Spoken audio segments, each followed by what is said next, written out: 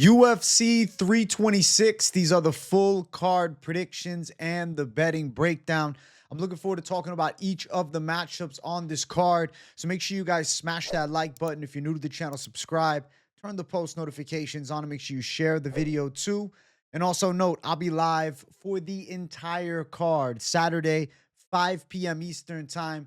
Don't miss the fight companion. And let's get into the first fight of the night. Light heavyweights, Luke Fernandez, the prospect on the rise, versus Rodolfo Bellato. I'm going Luke Fernandez to beat the former Contender Series winner as well in Bellato. And now UFC veteran, but I feel like Fernandez should be able to find a way against big body Bellato. I understand he's inexperienced, only 6 pro fights. Undefeated though. And a lot of upside on the skill set. Has a legit grappling game. Has a pretty sound boxing tool set. I think he's a bit more technically sharp in striking than Bellato. Whereas Bellato's that, big pressure, wild shots, and heavy low kick style. But with that, I think Fernandez could sting him with some left hooks as he looks to enter range. And I feel like Fernandez could be technically sharp with the hands. And then an element of the fight that I think could be interesting is how these two tangle when they hit the ground. Fernandez has, I would say, a pretty solid wrestling pressure skill set with the grappling and some submission threats as well. But in this matchup, it'd be more control. I think Fernandez could outwork Bellato over 3 hard. Bellato, his close range punches, pretty wild, but he does a decent job at backing people up and ripping wide flurries. And his grappling onslaught is decent. He's heavy from top position. He did get absolutely mauled early in the fight against Jimmy Crute, who's a longtime staple of the UFC light heavyweight division. Not elite by any sense of the word, but a guy that's been around forever.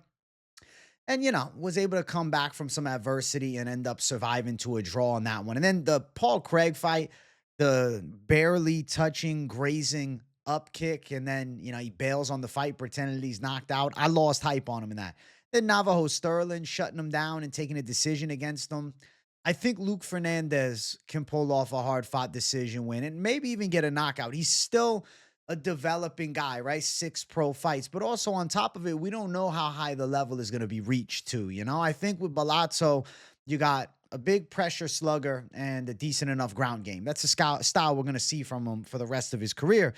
Whereas I don't know, Fernandez has a decent win outside the UFC against Christian Edwards, who at one point was crazy hyped. And then his most recent fight, 1-punch KO against Pergantino on Contender Series, a guy that should have never been fighting on Contender Series. Let me tell you, the kid was trash. So it was easy pick'ems to get into the damn UFC for Fernandez. But nonetheless, he's got power in his hands. He's a violent finisher. You look at the way he's getting fights done. 5 knockouts. The only guy going distance with him is like the 6'6" Christian Edwards or 6'5" Christian Edwards. I could see him catching Bellato with a nice left. Bellato's only been knocked out by Vitor Petrino, and it's twice against Vitor Petrino. Outside of that, only the other losses to Navajo Sterling out kickboxing him. I think Fernandez can bring a decent striking threat with some wrestling in the mix, competitive back and forth, but I think Fernandez is the sharper guy. Fernandez is a little bit more technically sound, a little quicker.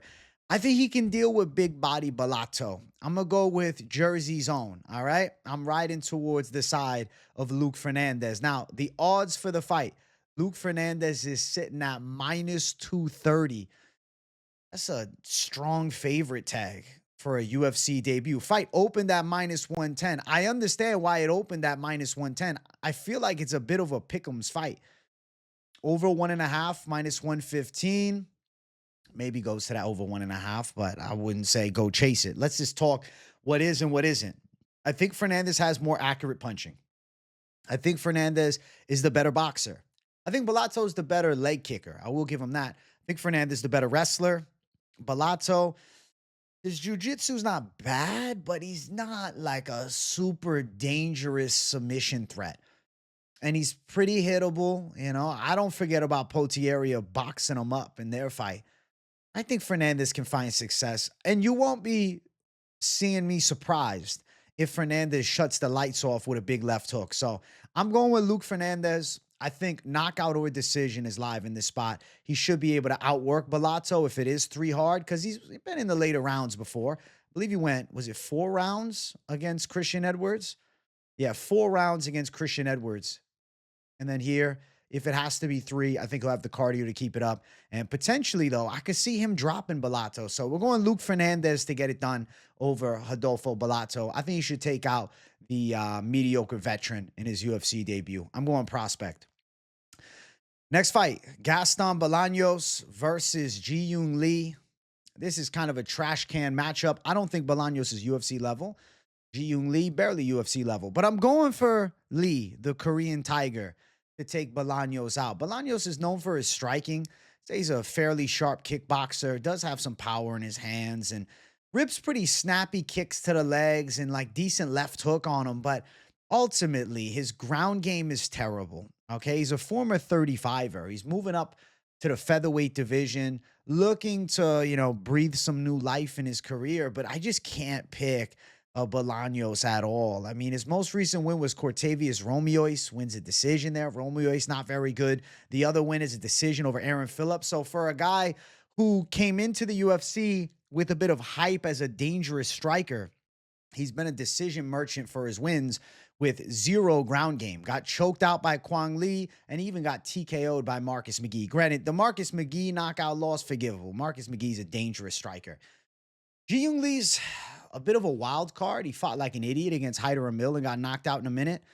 His most recent fight, he got out-wrestled, outworked by Willie Cat Daniel Santos. But Willie Cat Daniel Santos is actually pretty good. He actually knocked out Yu Sang Yu, who was supposed to fight against Gaston Bolaños here. Lee jumping in on short notice, replacing his fellow South Korean. Lee's pretty bad, but Bolaños is worse. And I think Lee can take Bolaños down and out-grapple him. Even though when you think of Lee's style, you think of the striking, he does have 3 wins by submission. He beat Blake Bilder 2 years ago. I'd pick Blake Bilder to beat Gaston Bolaños. Win over Yi Jia, split decision or not, 3 years ago, he won that road to UFC finale against a tough dude in Yi Jia who got robbed against Khan Ofli at 325. I think Ji-Yoon Lee can get this one. I think he can outwork Bolaños, pressure him backwards, even in the striking. It's not like we're going to see Ji-Yoon Lee completely outmatched by this elite caliber kickboxer. Bolaños, he's hyped up to be this deadly striker, but he's not.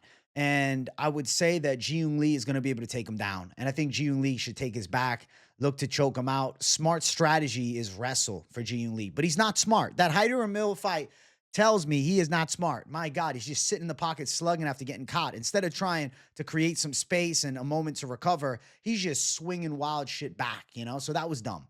But I think that Lee should beat a Bolaños, failed bantamweight prospect trying to move up here and 3 years older than Ji-Yoon Lee, less high-level experience. You still got the road to UFC fights for Lee. I guess you could say similar because Bolaños, he was a Bellator guy, but kind of a busted Bellator prospect too. It's Ji-Yoon Lee. Decision or submission. Possibility that he gets the sub. He's minus 260 as the favorite. Would the lines open up at? Minus 300? I agree. I couldn't sit there and have faith in Gaston Bolaños winning. His submission defense is subpar. His takedown defense is subpar. And they got an under 2.5 at minus 125. I was curious if they'd have a 1.5 because I was thinking, maybe over 1.5. But I don't know, that 2.5, now you're playing with wildfire. I feel as though Lee gets this fight to the floor. He's got to see it. I know he's on short notice, but I think he'll be all right. I think he's decent enough. He's not good, but good enough to beat Gaston Bolaños. To beat Bolaños, you got to have an okay takedown arsenal, decent enough defensive striking skill set. You also have Lee with a nice size advantage, 5'10 to 5'7". He's also got a 4.5-inch reach advantage opposite the 3-inch height advantage. I like that for him as well. So size favoring Lee, grappling favoring Lee. And I don't think he's a dead man if they strike on the feet. I'm going to say Ji-Yoon Lee, the Korean Tiger, is able to get a win over Gaston Bolaños in this spot. And I think smart strategy is wrestling and looking for a submission because it should open itself up. Bolaños susceptible to having his back taken, susceptible to being mounted. He really doesn't have a good ground game. And I feel like even though Ji-Yoon Lee, not necessarily known as a grappler, can find the sub in this one potentially. Next fight, Rafael Tobias versus Dr. Nurgozhay. My God, Nurgozhay, the busted prospect from Contender Series, 0-2 in the UFC.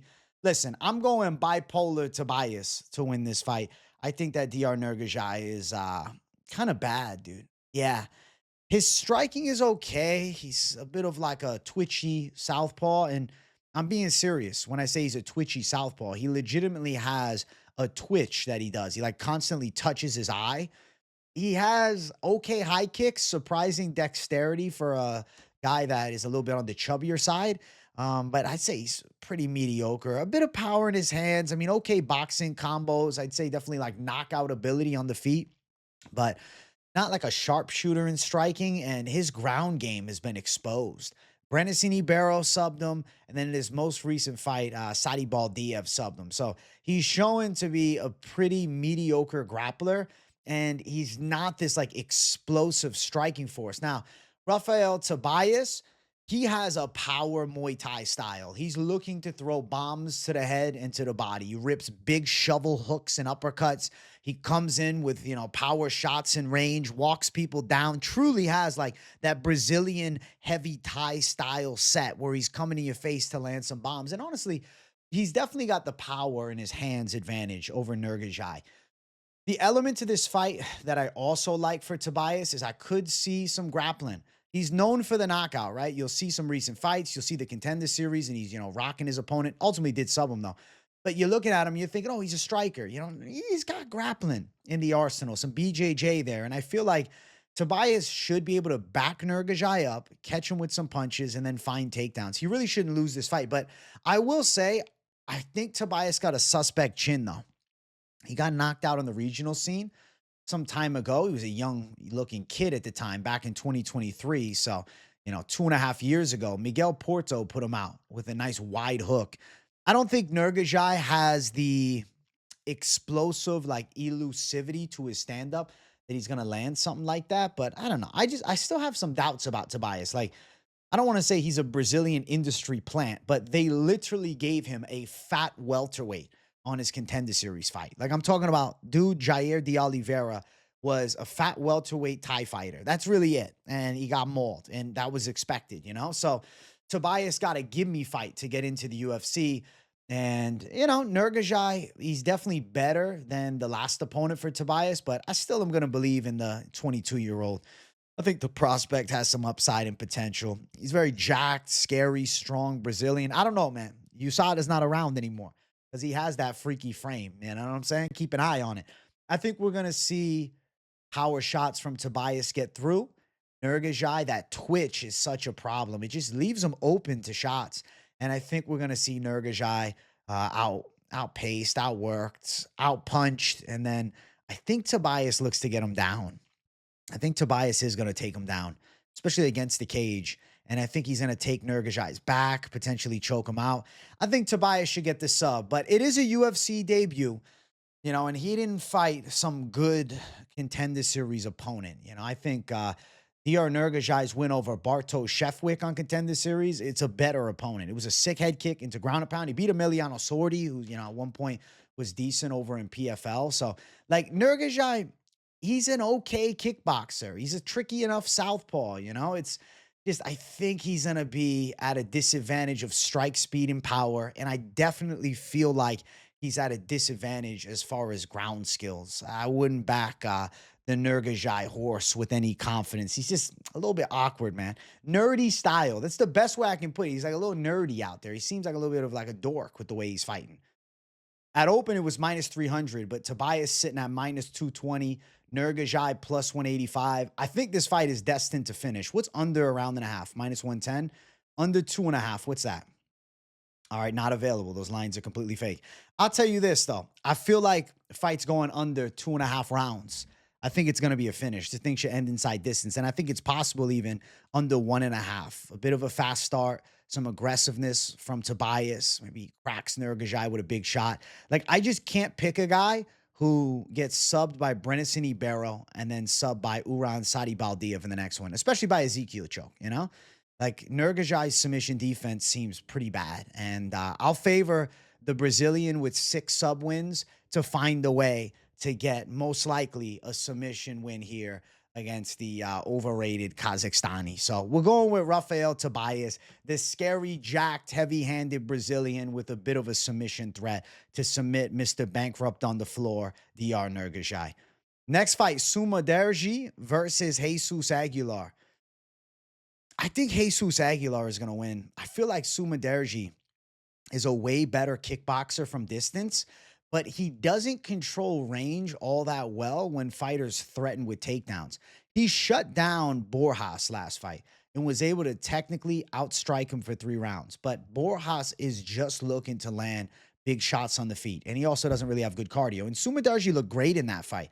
Technically picked him apart in the striking department. But fight before, he wins a split decision against Moutinho's training partner, Mitch Raposo, in a fight that I think was too close for comfort. He got taken down multiple times throughout that fight. He got backed up. He didn't really control the range all that well there. And I look at Jesus Aguilar and I'm like, okay, underrated boxing. Jesus Aguilar can actually rip some shots, man. You saw him against Garule. He caught Garule multiple times and he dropped Garule. Alden Correa just put it on Garule and beat his ass, but still took it all 3. Aguilar was rocking Garule on the feet. So like Jesus Aguilar, underrated punching power. He might have T-Rex arms. He's at a 9.5-inch reach disadvantage.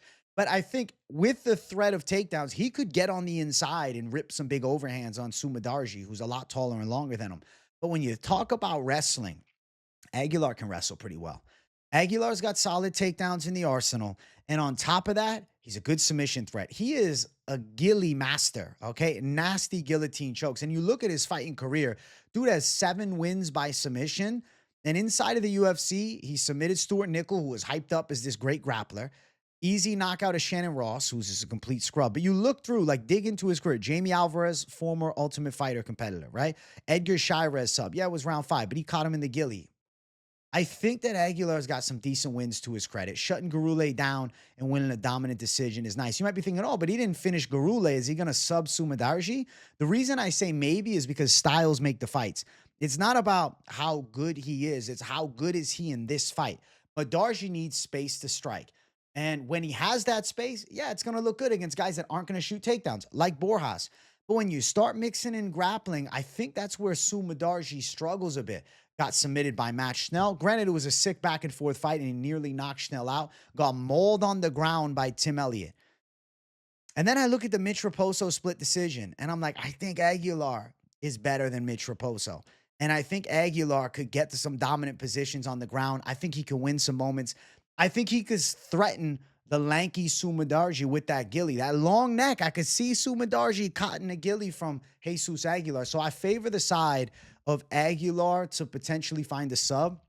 And on top of that, Aguilar, I would say underrated boxing. Yeah, he's got really short arms, but he's got good overhand shots. He's got good hooks. He walks forward with aggressiveness, but like he's deceptively athletic too, you know? And being as short as he is, I don't know. I think Sumudaerji might have a hard time dealing with the little miniature Jesus Aguilar. So I'm going to go Aguilar to find a way to win. Looking at the odds, he's plus 215, Sumudaerji minus 255. I think that Aguilar is being slept on a little bit as a dog. Opened up at plus 210, went down. Now it's going back up. It's moving all around. Mudaerji sitting at minus 255 on the favorite status. Let's see. What's an over 2.5? Minus 180. Aguilar could outwork him to a decision. Aguilar could take 2 out of 3 rounds. If he pushes that wrestling pace and then mixes in some boxing, which I'm expecting, he doesn't necessarily like need the submission. Could he find the sub? Yes, he could find the sub. Sumudaerji's weakness is submissions. Dude's got 6 submission losses throughout his fighting career. His striking's nice. He's got 13 KOs, but ultimately, I don't think he's flatlining Jesus Aguilar. I think he's going to look to be sharp from distance and stay moving on him. And I think Aguilar is going to look to put the pressure on him and take him down. I think he will hit some key takedowns. I think he can win some key moments. And I think that submission threat is a big deal throughout this fight. Sumudaerji's submission weakness is a massive flaw in his game to have, especially against a tricky Mexican like Jesus Aguilar that's underrated with the hands. So I'm going to say Jesus Aguilar, with some wrestling pressure, with some close range boxing, is able to close the gap on the lanky striker, mix in takedowns, but also threaten for a sub. I think sub is a possibility. A ghillie is a possibility for the side of Jesus Aguilar here. I'm going to pick him as an underdog pulling it off against Sumudaerji. I got doubts about Medarji if you can wrestle. You know, going to a split decision with Raposo, whether or not you thought it was split or not, it was close. It was a competitive fight. Then the fight after that shuts down Borjas. All Borjas does is strike. Next fight, Cody Durden versus Naim Jargal Tumendemberel. I'm going with Naim Jargal Tumendemberel to beat Cody Durden here. Durden is just walking into the fire and getting burned every time as of recent. At one point, Cody Durden was pretty good. But as of late, my God, 1-4 in his last 5. Losses to Nascimento, Jose Ochoa, Joshua Van, and Bruno Silva. You look at moments for Cody Durden in the first round against Alan Nascimento. Yes, you know what? I'll give credit where it's due. His boxing looked good in round number 1 against Nascimento. But I'll say this, Nascimento's striking is shit, though. Tumendemberel is a better striker than Nascimento. 100%. 100%. Tumendemberel is faster with his straight punches, more accurate with his straight shots, and he's just simply put a better boxer. And we saw Cody Durden dropped in round 2 as he's getting reckless and over-aggressive in range. And then next thing you know it, Nascimento's all over the neck, looking for it, anaconda choke, game, set, match. Tumendemberel, the nickname is Art of the Knockout, but trust me, he's a submission artist. Coming off the anaconda choke against a guy in Terrence Saturn who was, just there on short notice, filling in, giving it a chance. Obviously not a high-level guy. And the fight before that, split decision with Carlos Hernandez. Lost. That's not great. But he's only 27, nearly 28 years of age. I still think Tumendemberel has some upside. He's a good submission artist. He's got power in his hands. He's got fast punches. He's a Mongolian savage. Comes from the Mongolian Sambo and Judo base. His takedown defense is a little sus. He gave up a lot of takedowns against the side of Hernandez. I'll say that. And Cody Durden's got okay wrestling. But Durden doesn't go to the wrestling until things go awry in striking. And with more of the style of looking to strike and then wrestling as the panic option, he puts himself at risk of getting caught in these chokes. And I think Tumendemberel from front headlock is going to be pretty nice here. And I think we see Cody Durden probably caught on the feet against the younger man, potentially rocked with a big shot, shooting a panic takedown, and I think he's live to get his neck caught in this spot. I think Tumendemberel is going to get a nice W. I will say, like, his UFC debut against Hernandez, I think he underperformed. He looked pretty savage against Peter Danswa back on Road to UFC some time ago, but ran through him. Easy work. And then fight after that, most recent one rather, 2 fights after. That win against Saturn, it was like a level difference of mismatch. Holy shit, he made it look easy as hell when it hit the ground. I think Tumendemberel is actually decent. He's got one of the coolest names in fighting history. So I'm going to say he gets past a 35-year-old Cody Durden. Both of these guys' birthdays are the same. They're the day after the fight. So March 8th birthdays for both men is kind of interesting too. What the fuck? Look at that. 34 versus 27. I'm going with the younger guy that I think stylistically matches up well against an aging Cody Durden, a little bit of a weathered Cody Durden, the chin of Cody Durden, red flags all around. I just can't trust in it. So I'm going to go Naim Jargal, Tumendemberel, and I feel like he's live for this submission. I think finish is really a possibility. Durden sitting at plus 130, opened up at minus 110. We're looking at lines now at plus 130. Okay, so minus 150 Tumendemberel. I don't think that's a bad look. Tumendemberel sub is making sense to me. Under 2.5, minus 135. Flyweight fight, they're expecting to go into a finish rather than the later stages. And I think it's because Durden's willingness to just firefight. And Tumendemberel is pretty precise with his punches. And he's getting better. And Durden's not. I think Durden was a lot better a few years ago. Durden's most recent win is a wash match, Snell. But, really, when's the last time Durden looked like himself? I mean, he had some moments, you could say, against Bruno Silva, but he still was knocked out senseless and took serious damage there. Took a fuckload of damage against Van, fuckload of damage against Ochoa, and then finished by Nascimento. He hasn't really looked like himself since 2023. The old run. He was on that nice 4-fight win streak. That was, I think, the peak of his UFC career. It's been a fall off since then. And I feel like Tumendemberel is absolutely good enough at this point as the younger man, the guy on the rise with dangerous hands to get it done. As a slight favorite, I favor the side of Tumendemberel. And I think he's live to club and sub Durden.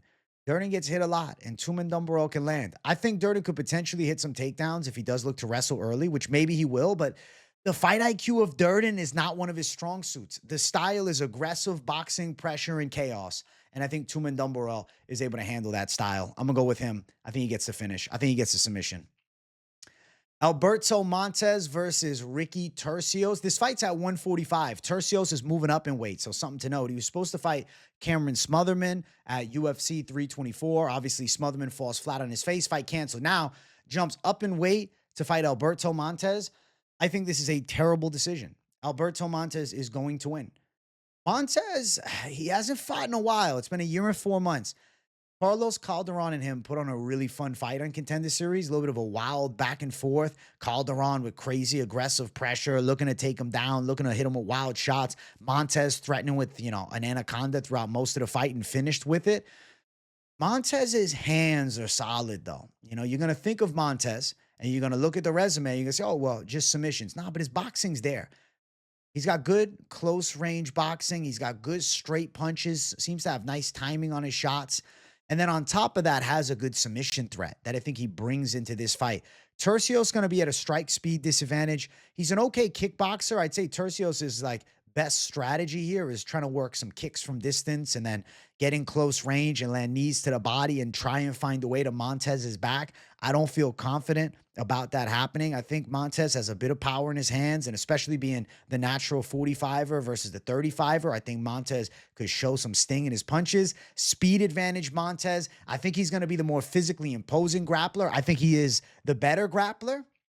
I know Turcios is known for his ground game, but, it's just not that impressive. He's not a physical threat.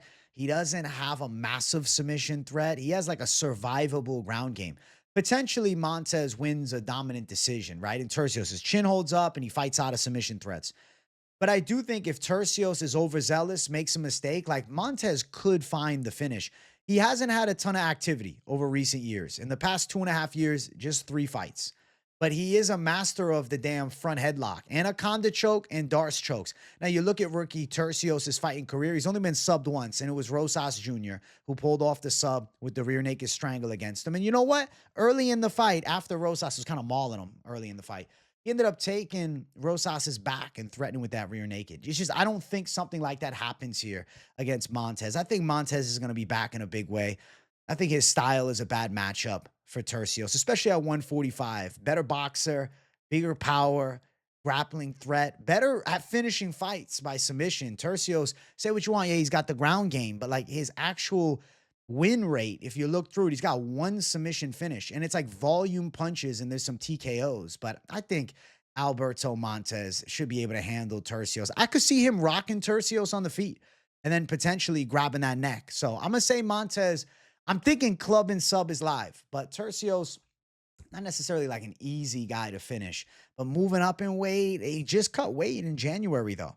He was supposed to fight on that, Pimblett versus Gaethje card, and it was at 135, and I was picking against him there. I'm definitely picking against him here. I think Montes has some upside, and I don't think Turcios is the guy to give him his first UFC loss. Minus 185 for Montes, plus 160 for the Turcios side. I'm telling you straight, the over-under is probably not going to catch my eye. Not really interested because Turcios is a hard guy to put away, and Montes is a violent finisher. So if I was going to go for it, I'd probably just favor trying to chase Montes by sub if it looks juicy enough. But ultimately, the money line at minus 185 is not bad, especially when I see somebody that I think has some promise, and fucking nicknames the promise. I swear to God, that wasn't intentional. I think that Alberto Montes handles business against the former bantamweight Ultimate Fighter winner and Ricky Turcios. I think Turcios is at a clear disadvantage of speed. I think he's live to get subbed here. Fast twitch muscle fiber disadvantage. Montes should handle business. So Alberto Montes to get the finish is going to be my official pick. I'll say he does grab Turcios' neck, but don't be surprised if it ends up being 3 hard as opposed to a violent finish. Next fight, Donte Johnson, Cody Brundage. Oh my God. Hail Mary, Cody Brundage pick. I'm totally joking. Nah, Donte Johnson is going to beat his ass. Donte Johnson's dangerous. He's got heavy hands. He's got a strong wrestling base too, but it's the heavy hands that have been getting it done for him outside of the UFC. Gets to the UFC fighting at heavyweight. He's a middleweight. He's a 5'8" middleweight. and he fought at heavyweight against a 6'6" Darian Abbey, and he knocked him out. So you got to respect Donte Johnson. I'd say definitely pretty savage dude. He's got big power in his punches, and I'd say he's a pretty athletic striker, but on top of that, capable ground game, good takedown threat, good submission threat, and he's fighting a Cody Brundage who was just finished a month ago against Cam Rouston. Showed a lot of guts in that fight, but he got TKO'd. He got pounded on. He got cracked on the feet, busted up, and then pounded on and stopped. And a month later, he's turning around, and he's fighting against Donte Johnson, somebody that the UFC is looking to, definitely build up. I mean, savage 7-0 prospect coming off the Contender Series with a win at heavyweight. It's a great storyline. UFC debut, handled Cedric Dumas, subbed him. I think he's going to finish Cody Brundage. I do think because of like Brundage's occasional stubbornness to get knocked out, the sub could open itself up. We've seen him subbed a couple of times. Granted, elite level BJJ specialist Vieira and then high level wrestler Bo Nickel. But I'm not sitting here surprised if Donte Johnson gets his second submission win as a pro after busting Brundage up and probably backing him up with shots. And then next thing you know, Brundage kind of in a state of panic, and Donte just goes for the neck as opposed to the ground and pound. It won't surprise me. I think Donte Johnson is going to beat Cody Brundage up. He's the more powerful striker. He's a lot faster on the feet. He's got big, meaty hooks that he's throwing with bombish power. You know what I'm saying? Lucas Tracy reference right there for me. I think we're going to see the Donte Johnson sideshow levels. I feel like Brundage is getting handled, dude. Come on. Come on, man. Donte Johnson's heavy-handed, dangerous, explosive athlete. What are we talking about? Cody Brundage coming off a knockout loss a month ago. He doesn't have much of a chance. He needs a wild overhand, and that's about it. That's his shot. He's not going to win a back-and-forth fight. I think Donte Johnson can break him with pressure and then eventually force him into a turtling position. And then I'm telling you, there's a possibility of the sub. Could be ground and pound. Donte Johnson's a KO specialist, but it wouldn't surprise me if he snatches the neck of Cody Brundage and forces him to tap either. The odds for the fight are crazy wide. -650 for Donte Johnson to +475 for the Brundage side. Not competitive. Not competitive. Under 1.5, -225. Could Brundage survive over 1.5? Could he survive over 1.5? He did against Cam Rouston. He did against Bo Nickel.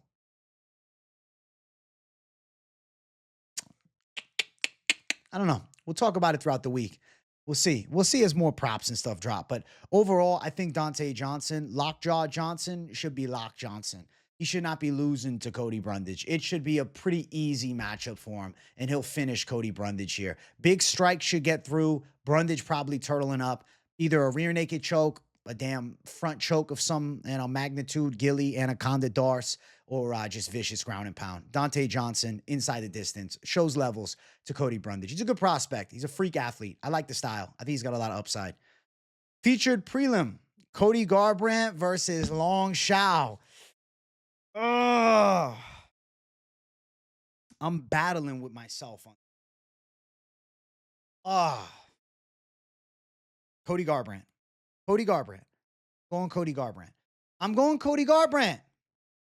I'm going to pick him. Long Xiao has been rather unimpressive. Not that he isn't a savage and he's got a lot of heart. Oh my God, pressure style, reckless brawler, in your face, going after it. But the truth be told about the fight, Cody Garbrandt is a lot sharper at boxing. Cody's got way faster hands. Cody's got way more effective punching. He's got better footwork. It depends, though. Is Cody Garbrandt completely and utterly washed, okay? Because that's why he would lose this fight. If it's truly game, set, match. Long Xiao is not this great wrestler. He has okay wrestling. He's a pressure fighter, though. It's like close range, elbows, flurrying shots in the clinch, get in your face, make it a dirty brawl. He's got good cardio. He's got a pretty good chin.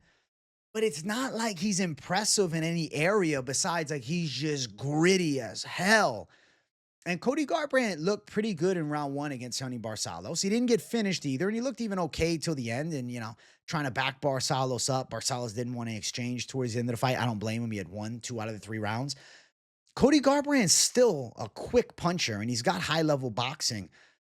And if he can get to the target with some efficiency, I feel like he can outbox Long Xiao. Xiao doesn't move his head well. He's the type of style where he's coming in getting hit and then looking to land, okay? Take a couple to land one type of style. And Cody Garbrandt's still a precise puncher. Now, statistics I don't like about this fight. Since 2018, Cody Garbrandt's record is 3-6.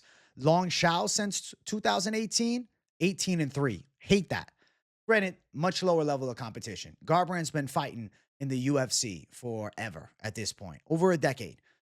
Long Xiao coming off the road to UFC series, gets to the finale, goes to war with Chang Ho Lee, loses a close decision. Honestly, it could have went his way. It was very coin flippy. Very coin flippy. Gets it, though. It loses it, though. Okay, we get him back. Knocks Kwang Lee out. Granted, Kwang Lee touched him with some decent shots, but he knocks out Kwang Lee in round 3. Finishes him, clean punch, out goes Kwang Lee, ground and pound. He looked aggressive. And then he fights Su Young Yu, and he's putting pressure on Su Young Yu round 3, landing some nasty elbows, throwing those crazy elbows towards the end of the fight, like combinations of just consistent elbows. Long Xiao loves elbows. But I look at it, and I'm like, okay, but he's not, like, technically sharp, though. He doesn't move his head well. He doesn't have good footwork. He's pressure. He's aggressive pressure. Get in your face and look to beat you up against the cage, look to land nasty elbows, look to make it like a dirty and grimy fight. Another thing about Cody Garbrandt, you have to say his knees are underrated. His clinch knees are nasty. He caught Barcelos with some knees up high. And his takedown defense is very good. His boxing skills are still very good.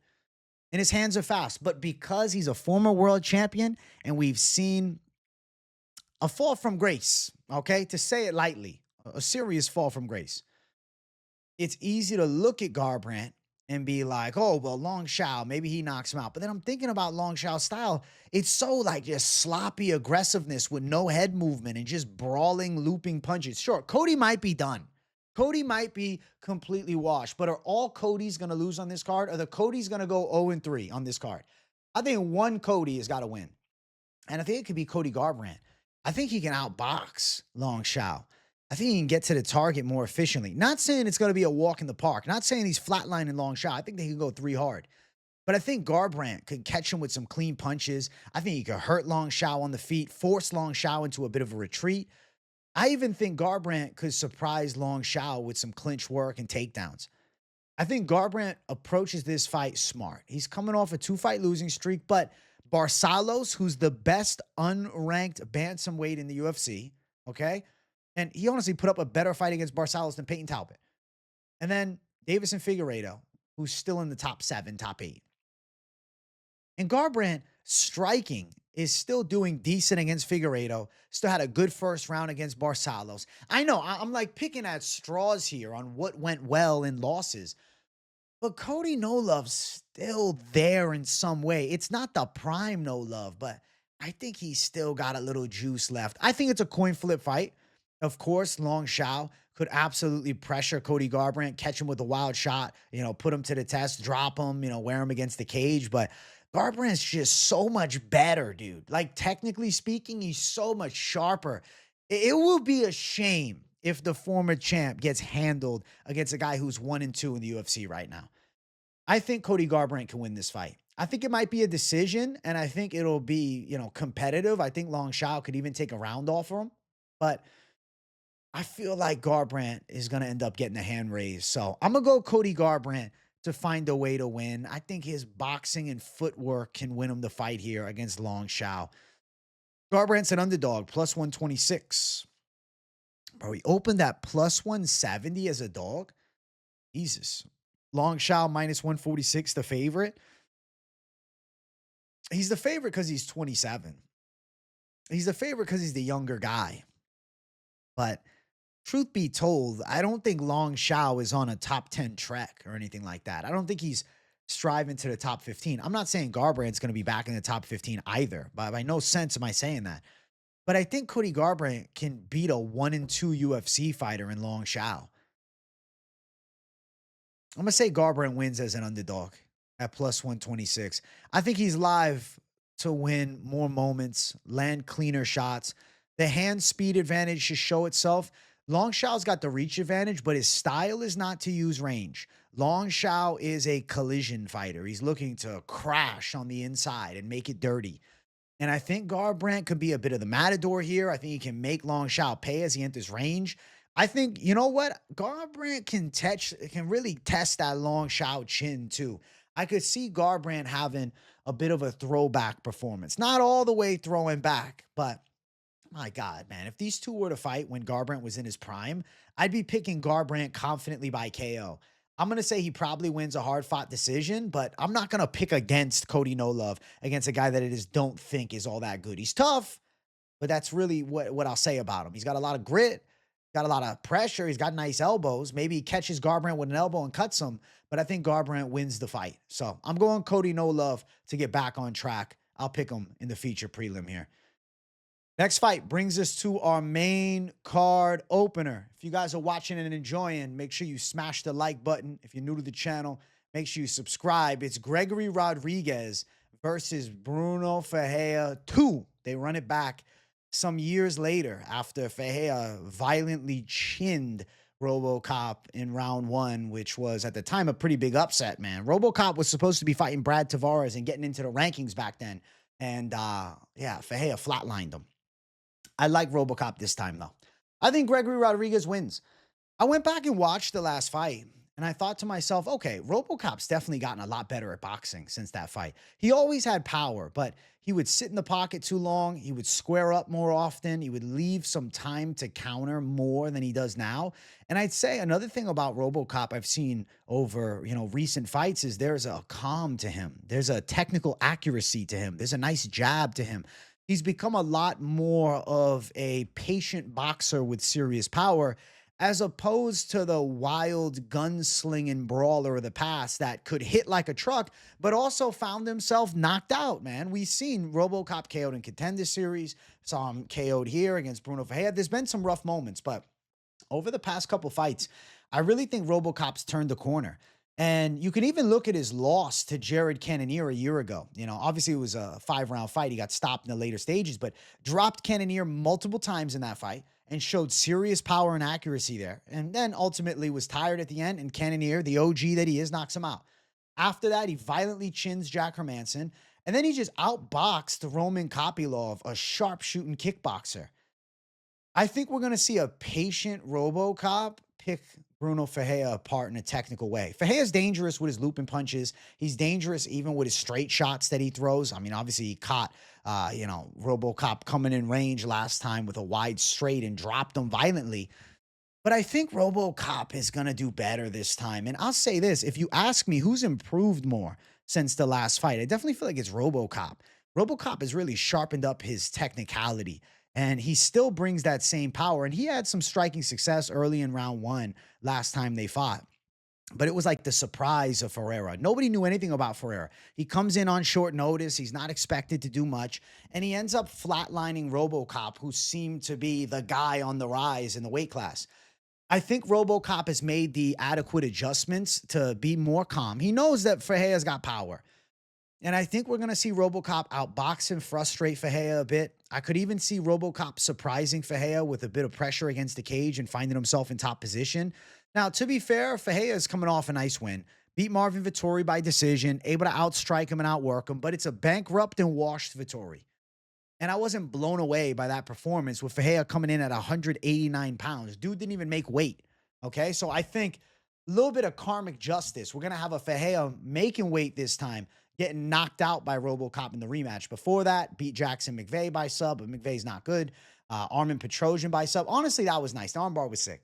The jiu-jitsu is good of Bruno Ferreira, but it's not better than Gregory Rodrigues' jiu-jitsu. Got a good judo base, which, makes him fairly difficult to take down. But granted, he did get submitted by Abus Magomedov, and he got taken down there. He rocked Abus nicely with some punches, but ultimately got outworked, finished, and kind of the cardio collapse against a guy in Abus Magomedov who's known to have suspicious cardio. So I think RoboCop should do pretty good, especially 3-round fight. If he needs to, I think RoboCop with a technical, clean punching decision, out kickboxing Ferreira over the 3 rounds, pressure against the cage, fighting smart, and winning on the scorecards. But I do think there is a real possibility that RoboCop is going to catch that Ferreira chin and get his get back. I think he's live for a knockout here in the second or third round. I don't know about it being in round one. I think RoboCop is going to be patient round one, working some jabs, you know, slowly but surely getting his way into range and connecting with clean shots and backing Ferreira up. But I think he's not going to overexert with aggressiveness to try and finish, especially because this man literally knocked him senseless the last time that they fought. But nonetheless, I like RoboCop's chances a lot in this matchup, and I do think he could knock Bruno Ferreira out. As far as the odds, minus 190 for Gregory Rodrigues, plus 165 for Bruno Ferreira. Again, Ferreira the underdog as he was the last time, but I think the odds are right this time out. And at minus 190, I think RoboCop's live to go out and win it. I feel it. I feel it coming, man. At open, he was minus 150, so line is actually spread a little. Over 1.5 plus 115. I don't know. We'll look towards the props. I'm curious what a fight starts round 2 is, or like a RoboCop second round knockout or something like that. But I do think it's not a crazy take to have RoboCop on the scorecards, because I think a technical and smart RoboCop can out kickbox Ferreira. He doesn't need the knockout, and I don't think RoboCop is going to force the KO. You might be thinking, oh, he's going to want to get his get back. I think he's going to want to just get the win, and he knows that Bruno Ferreira is dangerous and a bit of a wild card with his striking. But I think that RoboCop is just more technically sharp with his hands and has a high-level ground game too. You know, so if it gets there, I think he'd do all right. Granted, you know, in the first fight, Ferreira shook RoboCop pretty easy when it did hit the ground. And I'm not saying we're going to see RoboCop wrestling. No, I think it's a technical boxing skill set in this matchup. And I think he outstrikes Ferreira. And I think it's later stage knockout or a unanimous decision. I think RoboCop's good to get his revenge this time. I'm picking him to win. Next fight. Drew Dober versus Michael Johnson. I got to get a sip of some drink over here. This is a fun fight. Late notice edition, too. I am going to predict the Drew Dober side to win. Michael Johnson thrives with space, and he does a good job picking apart fairly technical guys like Daniel Zellhuber, who he dropped in the second round, and he outboxed over the 3. Fast hands Michael Johnson. Looked great in that fight, pulled off a massive upset. And we just saw Zellhuber last night get violently chinned by King Green as a favorite in a massive spot again, and he got a huge upset against him.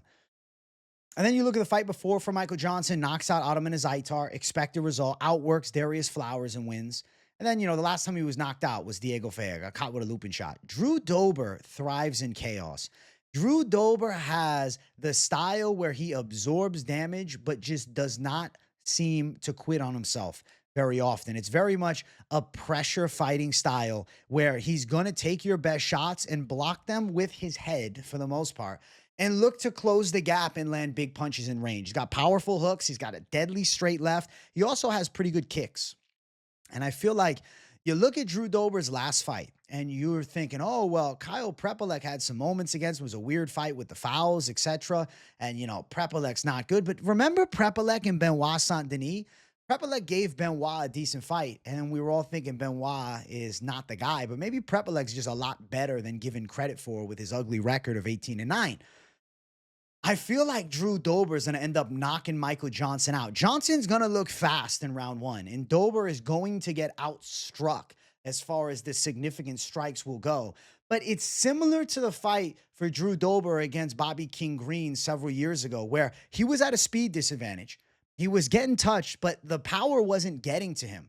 Michael Johnson is a sharp puncher, but I don't think he has the knockout touch to finish Drew Dober.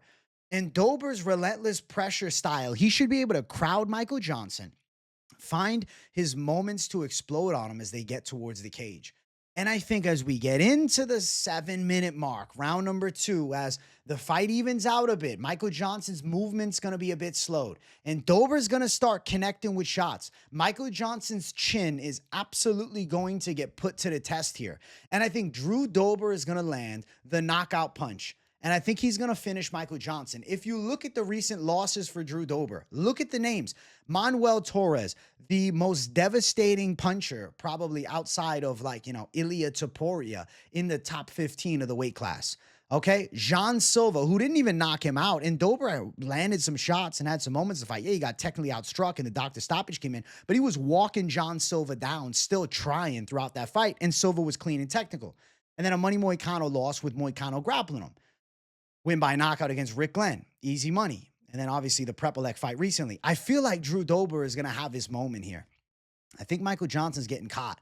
Second or third round, after Johnson wins some of the early exchanges and looks fast, as the fight's fatigue starts setting in, Dober is going to take over. And Dober is going to explode with big punches. And I think he's live to hurt Michael Johnson here. Battle of Southpaws too, which I like a lot. And I think Dober can do pretty well landing some clean punches against his fellow southpaw. And I think the Michael Johnson chin is going to get put to the test again. I know you're thinking, oh, Drew Dober's old at 37, but Johnson's 2 years older.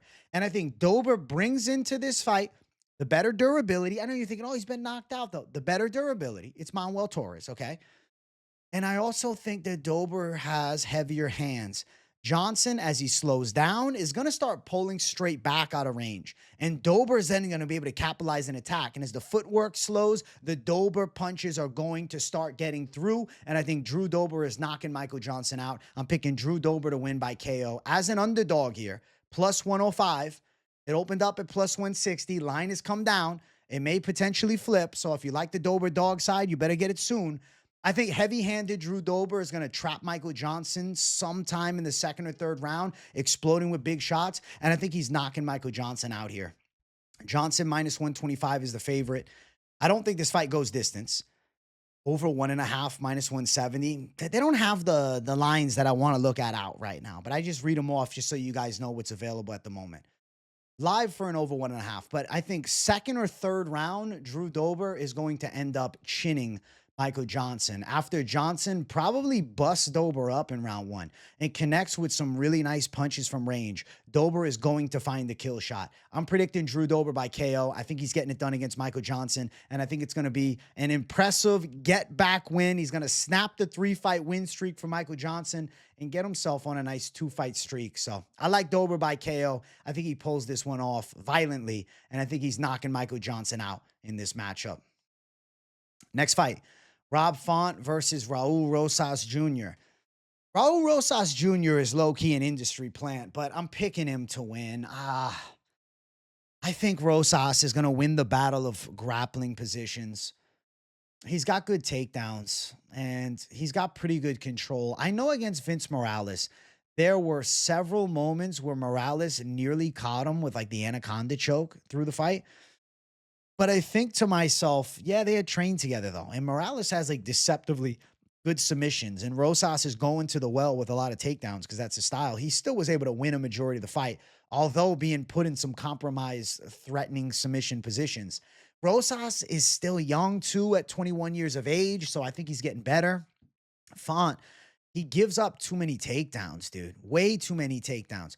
Rob Font, was he taken down like 6 or 7 times last time against John Matsumoto? And yeah, you know, he ends up winning the John Matsumoto fight by a close split decision. But if not for the fake glove touch and punch, he probably loses that fight. And then against David Martinez, he lost last time out. Martinez, a striking fight, 0 takedowns on either side. I think this is just too much of an availability for takedowns on Rob Font to predict that he beats a pressure grappler like Raul Rosas, who's going to be consistent with looking to close the gap and take his ass down, and he's going to be successful at getting Font to the ground. And the difference between Vince Morales and Rob Font is that there's not much of a counter submission threat from the side of Rob Font on Raul Rosas Jr. Yes, Font is way better than Vince Morales, but Morales threatens with the front headlock position, and bringing a submission threat to Rosas can put him in compromised spots on the ground. But if you're not doing that, and he's just able to recklessly, not kindly, definitely not kindly, meanly shoot consistent takedowns on you, I think that's where things fall apart for Rob Font. I think Rosas is going to get to top position a lot. I think he's going to kind of lay and pray a bit. We saw Rob Font grind it out against Davison Figueiredo as well, which, you know, I think Rosas can try and implement that style of game plan. We know that Font's boxing is better. Font's got a stiff jab. Font's a good boxer. His straight punches are nice, but his takedown defense is shit. 41%. His get-up game's pretty good, to be fair, but I do think Rosas can flatten Font out and win significant moments with ground control time. And even when they get back up to the feet, even if Rob Font is touching him with punches, do I think Rob Font has the punching power at this point of his career, the accuracy and precision to knock the 21-year-old Rosas out with Font at 38? I don't feel good about that. I don't think so. I think Rosas is going to get through Rob Font's jab. I think he's going to pressure him against the cage. I think he's going to take him down. I do think Rosas is working a lot on his boxing. You can look at his Instagram. You see he's posting a ton of boxing footage. So the striking game, which is his weaker point, is something he's got to improve on, and he definitely seems to be doing that. But I don't think he's going to be outboxing Rob Font. That's really where I'm going with it. But with the threat of grappling, capable enough to maybe land some shots on the feet, might get caught with some good straight punches. I can see Font getting through with the stiff jabs and the straight shots, but I think Rosas is going to get to the well with the takedown, and I think Rosas is going to get to top position, and I think Rosas is going to control a lot of this fight with the top control and a little bit of ground and pound. Not even a serious submission threat, really. Rosas, he does have that submission win over Ricky Turcios, but as of late against Orichi Long and Vince Morales, it's been position over submission all day. And I think for the young Raul Rosas Jr., that's kind of what we see here. I think he's en route to a unanimous decision against Rob Font. I can see him losing some striking moments and maybe even Rob Font able to muster out a round against Rosas, but I just can't predict Font to get the win. So I'm going to go with Raul Rosas Jr. to out-wrestle Rob Font over the 3 rounds, to take a unanimous decision. I think positional control will be key. And to be fair, that fight was 10 months ago. Rosas only 21 years of age. How much better has he gotten in the time off? So consistent improvements, physically fit kid, definitely physically strong for his age, and I'm assuming getting stronger and stronger with the strong wrestling arsenal against a guy that gives up a lot of takedowns. The matchup just favors Rosas Jr. Font, definitely the better boxer, but Rosas, the better wrestler, and I think the wrestling is everything in this fight. Minus 205 for Rosas Jr., plus 175 for Rob Font. It would be crazy impressive if he's able to sub Rob Font, but probably doesn't. I think Rosas Jr. on the scorecards makes the most sense.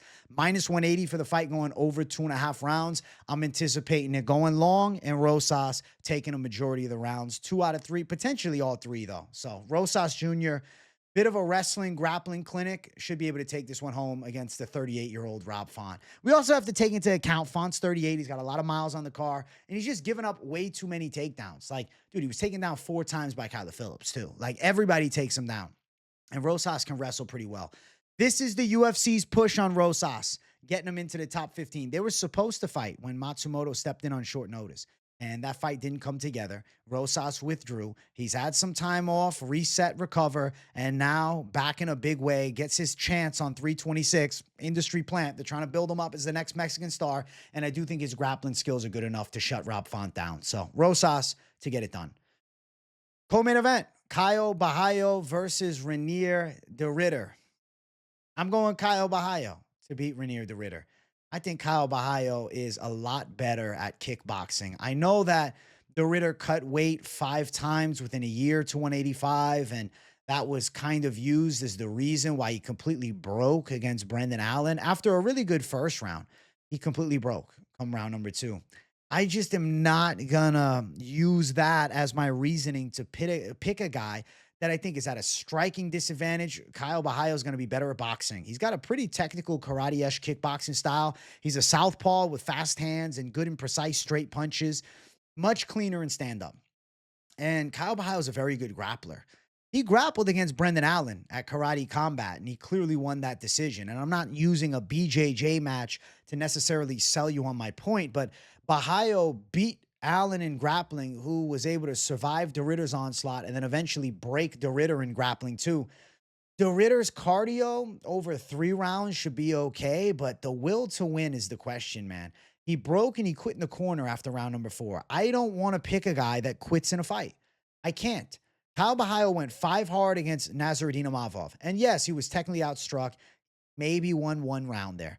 And yeah, he fought the best kickboxer in the weight class. Sharp hands, snapping kicks, clean Nasruddin Imavov, able to outwork him. And Borralho loses. But to be fair, Borralho was coming off a year layoff. Now, just 5 months ago, he fought the best striker in the division. Now he fights one of the better grapplers in the weight class. I think this is kind of a tailor-made matchup for Caio Borralho. The Ritter likes the knees to the body and close range clinch work with the physically imposing pressure based style. And he likes to wear on you and, try to hit you with the throws from the clinch and get on top. But Borralho's very defensively sound with grappling and takedown defense, very light on his feet and going to be hard to get to. And the Ritter, susceptible to punches, man. He definitely is hittable AF. I mean, we saw Rob Whittaker badly drop him. And he ended up beating Rob Whittaker and had some moments getting a dominant position. And he ends up taking a split decision there. And those knees to the body came in handy for sure. But, Whittaker, I got to keep it a buck. He's past his prime. Borralho is absolutely primed right now.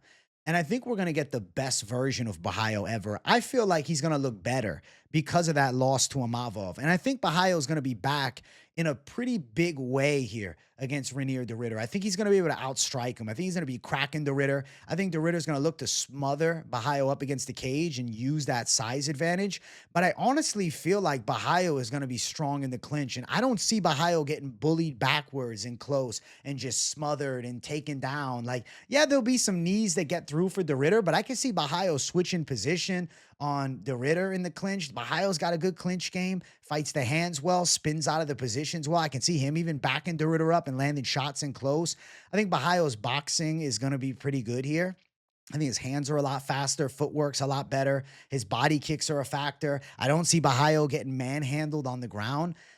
Could de Ridder take him down? Maybe, but I'm not highly confident in it. Yes, round one, de Ridder was sensational, getting to dominant position on Brendan Allen. Yes, for sure. It was badass. It was a great round one. But I don't think he gets to those spots against Borralho. I think Borralho's a better defensive grappler than Allen, and he's definitely a better striker than de Ridder. And I think Borralho stays light on his feet, picking de Ridder apart, stopping his takedowns, having moments, and potentially even hurting de Ridder. And what happens when things start to go awry for de Ridder and he's exhausted after round one? After Borralho survives his early onslaught, starts catching him with shots, rips him with punches and kicks to the body, I'm sure they're going to be trying to attack that body because they got doubts about de Ridder's will to win. And now we got a gassed out de Ridder. Does he choose to not come out for round two? He just did it. Granted, it was in round 4 and going into round 5, but he just did it against Allen. Who's to say he doesn't do it here against Borralho? I would say Borralho's a worse matchup than Allen. And in a 3-round fight, regardless, I still think Caio Borralho is going to be able to beat Reinier de Ridder. And I don't see Borralho getting mauled in the grappling positions. And I think Reinier de Ridder is going to get outstruck in this fight. I think he's going to get hurt with shots in this fight. And I feel like there is a possibility of Borralho getting the KO. I really think it's a possibility Borralho puts hands on him and ends up hurting him to the head, ripping him with some shots to the body, and de Ridder ends up, turtled up against the cage, getting TKO'd. I think decision makes the most sense, and I think Borralho shuts down de Ridder's grappling attack, but clean shots from Borralho, he's a sharp puncher. And granted, the Brendan Allen fight was 4 months ago, so it's not like it was a year off for de Ridder, and I'm sure he feels better. But listen, he's been in camp for at least 2 months, so 2 months of recovery time, then 2 months back in camp, and now they give him Caio Borralho, who I think is looking to get his get back in a big way. Younger guy. At the end of the day, you can say, oh, de Ridder's still on the chase for gold, but he's a 2-weight one championship champ, Like he had his MMA high before as a world champion. I don't know. I don't think so. I think Caio Borralho wins, and I still think he's one of the better fighters at 185. And I think de Ridder's good, and I would love to see de Ridder versus Fernandez after this fight, regardless of outcome. But I think Borralho versus Brendan Allen is interesting. He beat him in grappling. I would probably feel that Borralho would beat Brendan Allen in MMA too. I still think Borralho is one of the better fighters at 185 pounds. And I think he can deal with the pressure onslaught from Reinier de Ridder. I think he catches him with clean punches to the head, and I think he's going to be able to outwork him technically. And body work is going to come in handy too, and I think we see Caio Borralho get the hand raised. But I do think it's possible that he stops de Ridder. Minus 275, big favorite status tag for Borralho, plus 235 for de Ridder. Kind of wild, right? Seeing how wide the odds are here. Holy shit. Open that minus 260. I wish they were closer. I wish they were minus 185 to plus 160. But I still think Borralho is going to be the winner of the fight regardless. Over 2.5, minus 185, very live. But I'm telling you, I do think there is a possibility de Ridder's broken against Borralho and gets TKO'd here. Borralho is deceptively fast and very light on his feet, and you will see a clear-cut striking advantage for him. So Caio Borralho, to get it done, is going to be my co-main event pick. Now, for the main event, Make sure you guys smash the like button. If you're new to the channel, subscribe, and be sure to hype the video. It's Max Holloway versus Charles Oliveira 2, the rematch a decade later. I remember being a young kid watching their first fight, and then it ending with Oliveira getting injured, like tearing his damn trachea. Game, set, match. Fight is over years ago. Now they do the fight for the BMF title. Long careers in a completely different fight. My prediction, though, is going to be Max Holloway to beat Charles Oliveira. Max Holloway's an elite boxer, and Charles Oliveira is a dangerous kickboxer, a big puncher, and an elite level BJJ specialist, and a really good grappler. Listen, his takedown game, it's not just BJJ, it's the takedown. It's not just submissions, it's positional dominance. What I'll say is this. When you watch the entries into range from Charles Oliveira, he leaves a moment where you can counter him. He got knocked out by Ilia Topuria by doing. You see, this comes in, the hands drop a little, doesn't move his head, and just looks to crowd and throw big shots. We saw him flatlined by Ilia because of this. We also saw a moment even in the Garbrandt fight where Garbrandt landed some dirty punches against Charles Oliveira because of this. Max Holloway is a surgeon with his boxing. He is one of the best boxers in the UFC and one of the most technically sound strikers in the UFC, okay? Max Holloway is going to find big headshots on Charles Oliveira. He's going to be able to outstrike him. Oliveira has big power, but he's going to have a hard time getting to the target because he's not going to be using, an educated jab to get to the target. What he'll do is he'll look to explode with maybe a big, front kick to the body into a barrage of strikes. Holloway is very defensively smart with his boxing. He sees those chaotic blitzes coming. And then Max Holloway able to land precise straight punches and counters. And if Oliveira is to close the gap in a reckless manner, he's going to be getting hurt. And I think ultimately Max Holloway is eventually going to stop Charles Oliveira. I'm not just predicting Max Holloway to win. I'm going to pick Max Holloway to knock Charles Oliveira out. I do think that Team Oliveira is coming with a grappling game plan, even though it's for the BMF belt. And then, we're hearing Oliveira's talking about the striking. I'm telling you, I think they're going to look to grapple. I was listening to his coach talk on the Countdown show, and they said, oh, well, we think we're better at MMA than Max Holloway. And I'm like, okay, they're going to look to get the body lock and hit a takedown against the cage, a trip or a throw, something like that. They're going to look to test Max Holloway in the wrestling department. But Max Holloway is very underrated in defensive grappling. Holloway is incredibly difficult to take down. He's even more difficult to keep down. Got up quick against Ilia Topuria when he was taken down. Whereas on the other side, Oliveira was on his back for some time after he fumbled the throw against Topuria and ended up under Ilia. And you look at Max Holloway's high-level defensive wrestling, and then if it gets to the ground, get-up game. And now we know about Max Holloway's iron chin. Even if Oliveira is to land a clubbing, thunderous check hook or something along those lines, Holloway's chin, especially at 155, I think is going to hold up well. And then Holloway's going to be getting a lot more shots through the guard. And I think Max Holloway is going to be making Charles Oliveira pay a lot. And I think Holloway is going to get him with the technical straight shots and volume. He's going to back Charles Oliveira up and start open up on him. And he's going to start hurting Charles Oliveira. And you'll see Oliveira start to back away. And Holloway is going to start ripping to the body too. And those hands are going to start coming down. And Max Holloway is going to catch him with big shots to the head. And I think he's going to put him away. I'm going to say something nuts. I think this fight could end in round 1. You look at the Dustin Poirier fight. Holloway nearly chinned Poirier in the first round, okay? And we've seen Oliveira hurt throughout his career, even as champion, a lot in round 1. Poirier, Gaethje getting to him. I think Max Holloway could end up getting a first-round stoppage of the great Charles Oliveira. Now, it could go longer. It could go into the second. Maybe Charles Oliveira is able to get to a body lock. Maybe he takes Max Holloway down. He gets on top a little bit, works a little ground and pound, controls a bit of the first round. Holloway then works his way back up to the feet, and then the strikes start working as the fight goes longer. And then as he, stops the next takedown from Oliveira, he's getting shots off, and he's slowly picking them apart. But the way that Oliveira fights, it's a car crash from the start of it. And with the tail on his entry coming in square, stiff, and with the hands down, Max Holloway is going to absolutely land thunderous shots on him. And the Holloway power at 155 is a completely different animal than at 145, okay? Max Holloway hits really hard at 55. Knocked Gaethje flat out. Dropped Dustin Poirier. These are impressive feats to do. Okay, at 155 pounds is different. He caught Ilia Topuria with nice punches at 145. And granted, did he rock him? No, but he definitely made him respect the power. He's like, oh shit, he caught him with some nice right hands in that fight.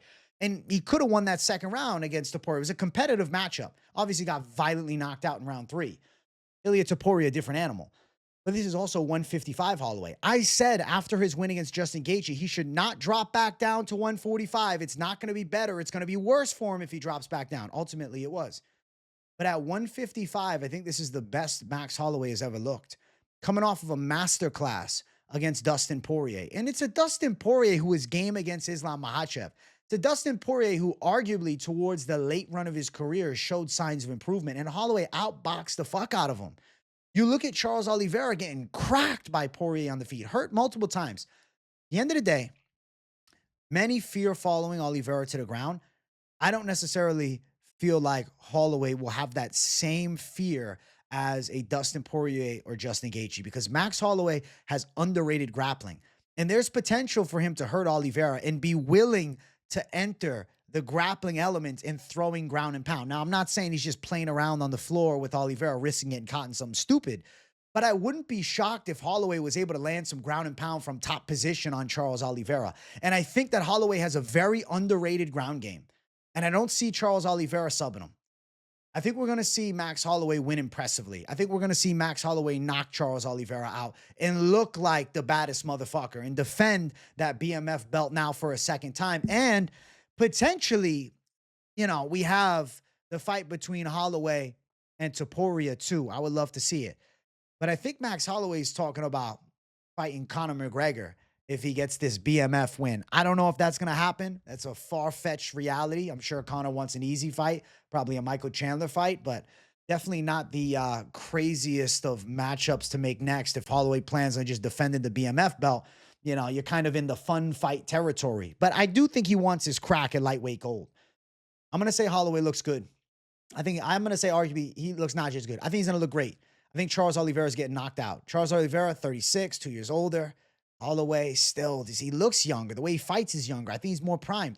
Oliveira looked great against Mateusz Garbrandt. Pulled off a 6 submission, made it look easy, okay? But it's Mateusz Garbrandt. He doesn't bring a striking threat. He's a wrestler. And then fought Topuria, violently chinned. Brutal knockout loss. Michael Chandler win. We were saying he didn't look that good against Michael Chandler, just controlling in the grappling, but not doing a ton. Granted, Chandler hit him in the back of the head a shitload of times. But ultimately, it wasn't a blow you away type of win over Chandler. Way better against Garbrandt. But where I'm going with it is we've seen Oliveira fucked up a couple times. The split decision against Sarukian. Grappler, though. Competitive grappling fight. Could have went either way. Beneil Dariush knockout. Yes, nice. But none of that leads me to believe he takes Max Holloway out. Minus 226, Max Holloway. Charles Oliveira, plus 191. I'm going Max Holloway for the win and still BMF champion. And I really think that there's a world where we see a run back for Holloway and Ilia Topuria, which I would like. Under 2.5 plus 125. What's a Holloway knockout? It's available now. Holloway KO plus 150. I'm saying Holloway knockout. If it ends up being a wild 5-rounder, that's interesting. Holloway round 1 plus 750. Holloway KO round 1 plus 875. I don't think first round knockout is crazy at all for Holloway, especially if he starts fast like he did against Poirier and those big shots are getting through. I can see Oliveira getting stopped. Knocked out in the first round against Poirier 7 months ago. It's not that long. Beat a grappler in Garbrandt last time, and now you give him the only guy in boxing. I mean, granted, Jai Herbert landed that crazy-ass head kick on Topuria years ago, but really, the only guy that has given Ilia Topuria a run for his money on the feet. We saw what happened when Charles Oliveira met him on the feet. We say, oh, but Topuria's power, this, and that. Max Holloway has power at 155. This is not the Max Holloway just volume that he had at 45. At 155, the power has gone up, the volume is still there, and I think the confidence is higher than ever before. I'm picking Max Holloway to knock Charles Oliveira out in the main event of UFC 326. Those are the full card predictions. I'm giddy and excited right now. This is a savage main event. Holy hell. Listen, I am ready for my get back on the main event here with UFC 326. Let me know in the comments who you got. You going Max Holloway with me? You going Charlie O? You think Charlie O finds a way to a sub? He's going to have to find a way to get this fight to the ground. He's not winning a striking fight with Max Holloway. And I don't think he's subbing him. And I don't think he's consistently taking him down. I think Holloway's making mincemeat of Oliveira, and I think he's knocking him out violently. Holloway by KO, the call for me. What do you think about the card? I'm feeling, after looking into it and now breaking it down, pretty savage. Some sick matchups coming, and I think some violent KOs definitely on the way, and some sneaky subs in the mix, and even some good back and forth fights. Hope you guys enjoyed the show. Smash the like button if you haven't yet. Subscribe to the channel if you're new. Turn on the post notifications. Hype the video. Keep it locked in with me every single day. I'll be live every day of the week, dropping lunchtime lives and evening Q&As with plenty of content, the videos, and more. So keep it locked in. I love you guys. W in the comments if you got nothing to say, but I definitely want to hear from you. And I see you all in the next one. Get Back Jay on the way. UFC 326. I'm ready. Love you guys. Good night.